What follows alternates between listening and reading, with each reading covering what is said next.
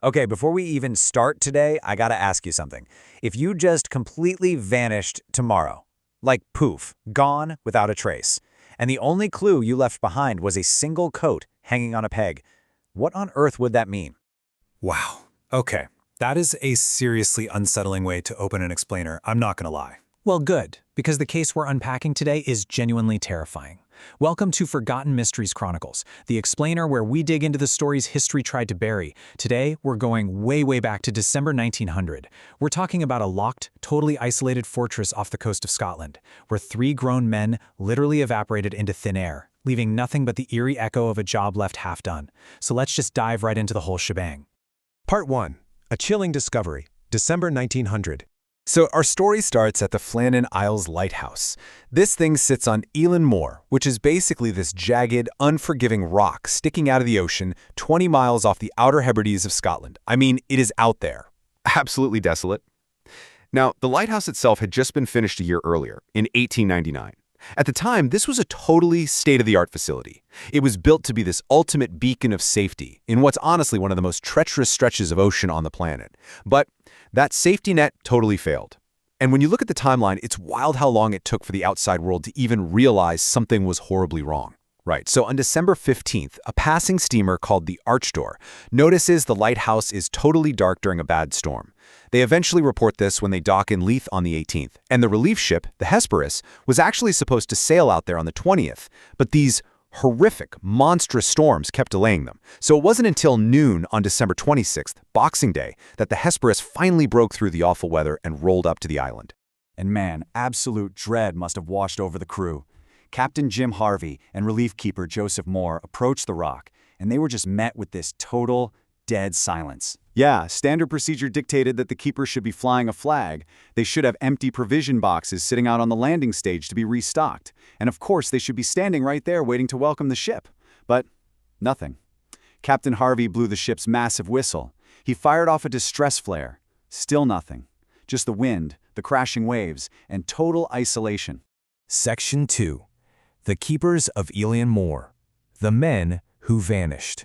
Before we get into what Moore actually found when he finally stepped off that boat, we really need to understand who we're talking about here. Because these guys, they were not novices who just got spooked by a little rain. No, these were incredibly seasoned professionals.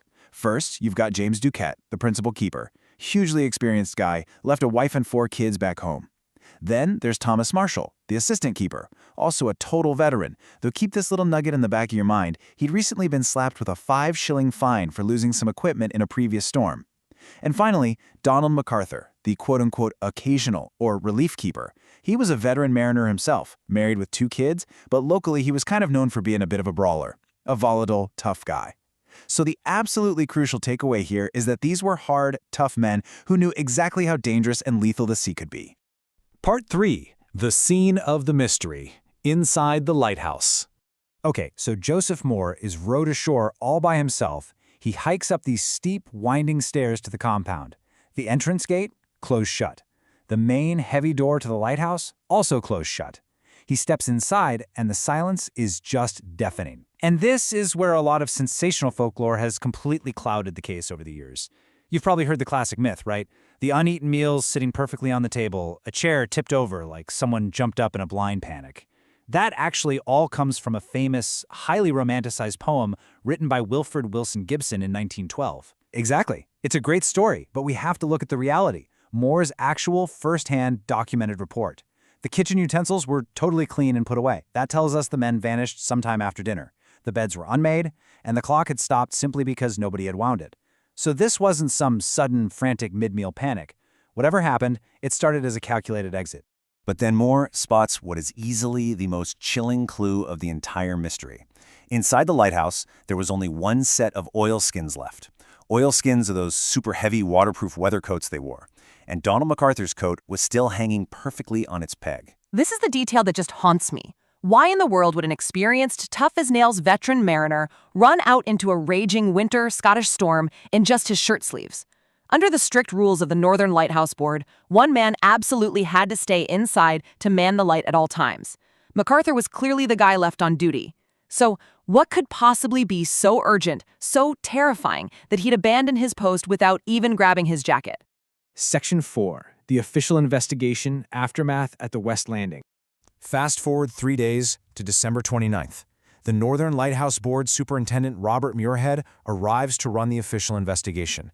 Now, he actually recruited these 3 guys. He knew them personally. And what he found down at the island's West Landing was just, it's hard to even wrap your head around. The sheer violence of the ocean damage was staggering. We're talking 108 feet above sea level, and a heavy wooden supply box had been completely smashed to splinters. Thick iron railings were just bent over like paper clips. The actual iron railway they used to haul supplies up the cliff, it was literally wrenched right out of its solid concrete bed. And a massive boulder weighing over a ton had been violently tossed aside. But here's the most terrifying part. 200 feet above sea level, the turf at the very top of the cliff had been completely ripped away by the ocean. 200 feet up. That is like a 20-story building. So Muirhead puts these pieces together. His official 1901 report concluded that Ducat and Marshall had gone down to the West Landing to secure that supply box. And while they were down there, this unimaginably massive rogue wave rushed up the rock face higher than where they were standing, and coming down with immense force simply swept them right off the cliff into the sea. Part 5. Rogue Waves and Dark Myths. Fiction versus Fact. Now, the official report is terrifying, but it's a completely rational explanation. But you know human nature. We hate an unsolved mystery, so almost immediately these darker myths started creeping in to fill the silence. And look, here on Forgotten Mysteries Chronicles, we deal in facts, not folklore. So we really have to address the biggest piece of absolute fiction that plagued this case for over a century. Yeah, for decades, people kept sharing these supposed final logbook entries. They claimed Marshall wrote that Ducat, this stoic guy, was dead quiet, and that MacArthur, the tough guy, was literally crying in fear. The entries said they were all praying while a massive storm raged on December 14th, and it supposedly ended with the super dramatic line, "Storm ended, sea calm. God is over all." It sounds incredibly cinematic, right? But it is completely fake. A really thorough investigation by researcher Mike Dash proved these logbook entries were total fabrications that got added much, much later. Plus, if you look at the actual meteorological records, there were no massive storms in that specific area prior to the 15th anyway. So if we strip away the ghost stories and the forged diaries, we are left with pure human motivation. Which brings us right back to the number 5. 5 shillings. Remember how we said Thomas Marshall had previously been fined 5 shillings by the Lighthouse Board for losing some equipment to a gale? Well, back in 1900, that was a pretty significant chunk of a working man's wages.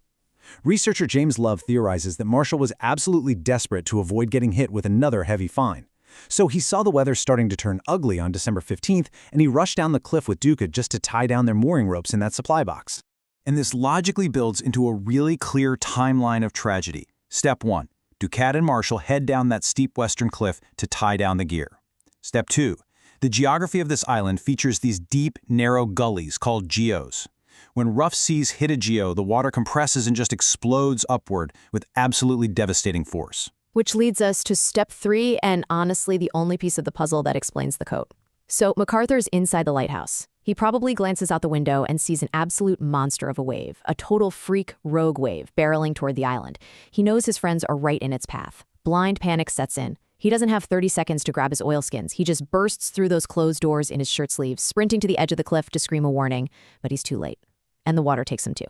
Section 6. What really happened? The final verdict. It paints a picture of really tragic heroism. But because no bodies were ever recovered from the water, these other way darker alternative theories have just refused to die. Oh, for sure. At the time, locals were whispering about the Phantom of the Seven Hundreds, which was this malicious local spirit. The tabloids, of course, spun these completely wild tales about sea serpents, ghost ships, or even that the guys were abducted by foreign spies. But there is one alternative theory grounded in actual psychology that we probably have to acknowledge. Donald MacArthur was known to be a highly volatile man with a famously quick temper. You take 3 men, you trap them in an isolated, stressful pressure cooker of a lighthouse. Did the intense isolation just drive them mad? Did a bitter, screaming argument erupt out by the cliffside, resulting in a fatal brawl where all 3 men ended up going over the edge? Well, we've laid it all out. It's time for our final verdicts. What do you actually think went down on that rock? Honestly, I have to go with the rogue wave and the 5 shilling fine. It just fits the physical evidence perfectly. The smashed box, the ripped up turf, and most importantly, MacArthur's missing coat. He ran out there to save his friends. It's incredibly tragic, but that's the sea for you. See, I largely agree with the physical evidence. But there is this tiny skeptical part of me that looks at MacArthur's violent history and the weird detail that both the entrance gate and the main lighthouse door were found securely closed.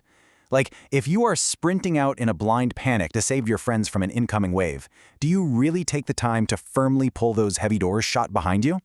I'm not saying it was straight-up murder, but I kind of think something darker and way more chaotic happened on that cliff. Well, we want to know what you think happened. Drop your personal theory in the comments down below. We literally read every single one of them. Absolutely. And hey, if this explainer gave you chills, hit that like button and subscribe so you never miss the next mystery. We are dropping a brand new explainer on a forgotten mystery every single day, and trust me, you do not want to miss what we've got coming tomorrow. Tomorrow, we are heading north, and I mean really, really north. Get ready for the Franklin Expedition. 129 men vanished into the Arctic ice. I cannot wait to dig into this one. It is absolutely mind-blowing. It really is. Thank you so much for joining us today on Forgotten Mysteries Chronicles. Until tomorrow, stay curious, stay skeptical, and never stop asking, what really happened?